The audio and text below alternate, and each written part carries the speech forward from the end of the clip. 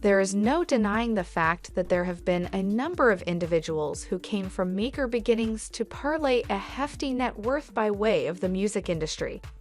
When you think of some of the names that have been ultra successful, not just in the area of building fame and selling music, especially in the genre of hip-hop and rap, there are some pretty popular names that come to mind, including Sean Diddy Combs, Master P, Jermaine Dupri, Ice Cube, Dr. Dre, 50 Cent, and more.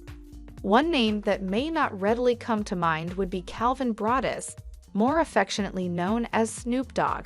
However, Snoop has managed to amass a net worth of approximately $150 million.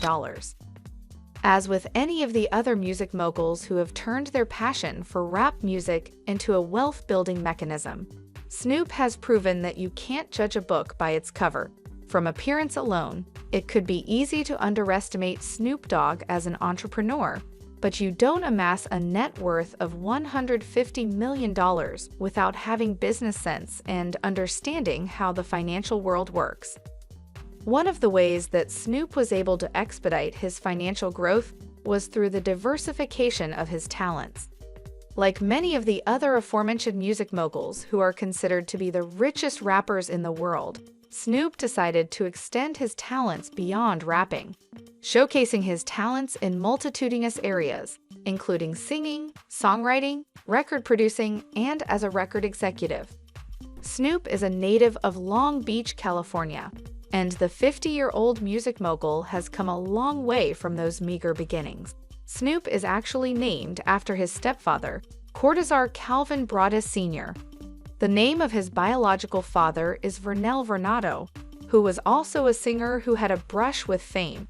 The name Snoop actually came from a nickname given to him by his parents, based on his facial cut. Snoop Dogg's start was anything but celebratory. He was a member of the street gang Crips, and that led to a number of arrests early in his life. The building of his wealth began when Snoop passed a mixtape he created in his home to Dr. Dre. After Dre listened to the tape, he invited Snoop to audition to work with, and the rest is history, so to speak. It was working with Dr. Dre, as a part of the Death Row Records family, that Snoop actually honed his skills as a rapper and record producer. Snoop would use his unique drawl and a mixture of fact and fiction to appeal to an audience that had literally fallen in love with gangster rap. It was his appearance alongside Dr. Dre on the theme song for the 1992 film Deep Cover, starring Lawrence Fishburne, that thrust him into the spotlight. The two would go on to work together on Dre's solo album, The Chronic. Fortunately for Snoop, he was full of ambition, so he was not satisfied with simply working alongside Dr. Dre. He had visions of his own greatness in view. It was this ambition that led to his first big payday, the release of his first solo album, Doggy Style. The album debuted at #1 on Billboard's Top 200 chart, selling 806,858 copies in the first week of its release. It is estimated that Doggy Style put over $6 million in Snoop's pocket, and he wasn't anywhere close to being finished. Later in that same year, he would release two singles, Gin and Juice and Who Am I, which reached the list of the top 10 most played songs in the US. In 1994, in response to being charged with the murder of a rival gang member, Snoop would release the short feature film, Murder Was the Case That They Gave Me.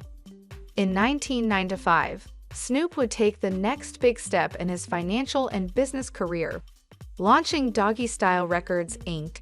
During this time, his popular songs, Gin and Juice and Who Am I, which was more affectionately known as What's My Name, was still selling like hotcakes.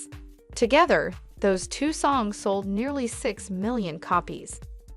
After being acquitted of the murder charges in 1996, and following the implosion of Death Row Records, Snoop would end up signing with No Limit Records, under the tutelage of music mogul Master P. While with No Limit, Snoop released another album, No Limit Top Dog, which has sold an unbelievable 1.5 million copies globally. He would go on to release other albums, including The Dogfather, Snoop World, The Last Meal, and paid the cost to be da boss. As the No Limit empire was crumbling as Master P pursued a career in basketball, Snoop would find himself signing with Geffen Records, where he would connect with Warren G and Nate Dogg, forming the group 213.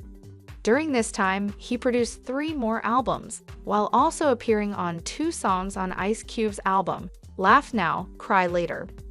Snoop would ultimately follow his success with a series of albums and short documentaries that allowed him to continuously build on his growing net worth. In essence, he has remained incredibly busy producing music and albums, functioning in the thing that he is most passionate about. What may have gotten by many of his fans is that Snoop has become quite the activist, speaking out on a number of different hotbed topics, including the ongoing tensions between the Black community and law enforcement. He has also taken a not-so-surprising stand in support of the legalization of marijuana across America. When you combine the revenue he has generated from album sales, film performances, concert tours, music productions, social video website, and other investments, it becomes pretty evident the path that Snoop has traveled in order to reach his current net worth of $150 million. At the rate that he is currently going, he can be expected to eclipse the $200 million mark before long. He definitely is not showing any signs of slowing down in the near future. Thanks for watching, and see you in the next video.